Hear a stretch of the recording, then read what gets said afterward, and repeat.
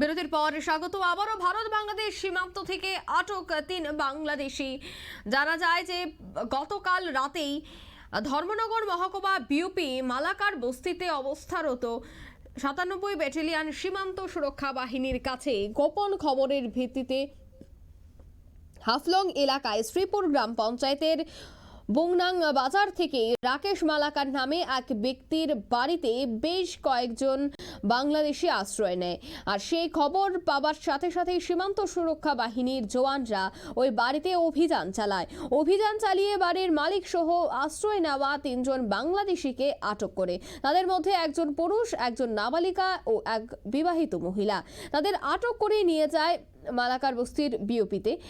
বাড়ির মালিকের নাম রাকেশ মালাকার, তার বয়স ৭৫ এবং জানা গেছে যে আশ্রয় নেওয়া ৩ জন হলেন মুরলী দুর্গা মল্লিক, তার বয়স ৪৭, পিতা দুর্গাচরণ মল্লিক, জেলা সিলেট সদর বাংলাদেশ। আরেকজন বিকাশ মালাকার, তার বাড়ি সিলেট সদর বাংলাদেশে, এবং আরও একজন নাবালিকা, তার বাড়ি সিলেট সদর বাংলাদেশে। তাদের কাছ থেকে 2টি মোবাইল ফোন, নগদ ৭,০০০ টাকা এবং আটক করা হয়েছে তাদের সেখান থেকে উদ্ধার করা হয়েছে পাসপোর্ট। তবে ভারতীয় পরিচয়পত্র এবং আধার কার্ড পাওয়া গেছে তাদের কাছ থেকে। তবে কোথায় থেকে এসেছে তাদের কাছে ভারতীয় পরিচয়পত্র এবং আধার কার্ড, তা নিয়েও কিন্তু প্রশ্ন জন্মাচ্ছে। তবে সে বিষয়ে কি বলছেন আটককৃতরা শোনাচ্ছি। আর আমি এখানকারই, আমার টোটাল আইডেন্টি সব এখানকারই, আমি ইন্ডিয়ান। ছোট মেয়েটা এই মেয়েটা আমার বাংলাদেশে বিয়ে দিয়েছি, বড় মেয়েটা। আমার বাসা কোন জায়গায়? ইন্ডিয়া। আমার বাসা কলকাতা। কলকাতা। তোমার নাম কি? আমার নাম মুরলী দুর্গা মল্লিক। ওনার নাম কি? ওর নাম রাকেশ মালাকার। ওনার বাসা কোথায়? ওনার বাসা এখানে বুমরাং, বুমরাং, শ্রীপুর। শ্রীপুর। এখন বাবার বাসা এক জায়গায়, ছেলের বাসায় এক জায়গায়। ওনার সাথে আমার ধর্মস্থ সম্পর্ক, ধর্মস্থ বাবা বাড়ি। আমার মা বাবা নেই, তাই আমি আজকে বহু বছর ধরে ধর্মস্থ বাবা বাড়ি সোনার বাড়িতে আসি যাই।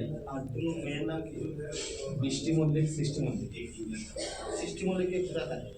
সৃষ্টি মল্লিকও সেই দেশে ছিল, আর বাংলাদেশে ছিল তো? ছিল। এখন নিয়ে এসছি আমার কাছে রাখবো।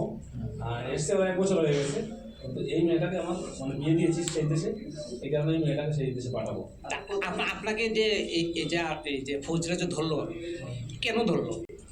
কেন এইটাই আমরা অ্যাকচুয়ালি আমরা ওনার বাড়িতে এসেছিলাম, যেহেতু ওনার সাথে আমার আত্মীয় হতো, ওনার সাথে এসেছিলাম যে এইখান থেকে সেই পারে আমাদেরকে দালাল ঠিক করে দিয়েছিল। সেই পারে আপনি কি জানেন যে এই পার থেকে আন্তর্জাতিক বর্ডারটা ক্রস করার জন্য যে বৈধ পাসপোর্ট দরকার? জানতাম না। আমার জামাই তো সেই দেশে, মেয়ের জামাই সেই দেশে, মেয়ের জামাই যোগাযোগ করিয়ে দিয়েছিল। আর সেই লোকটা আমাকে ফোন করে বলছিল এখানে আসো। কত দিয়ে ঠিক হয়েছিল দালালকে?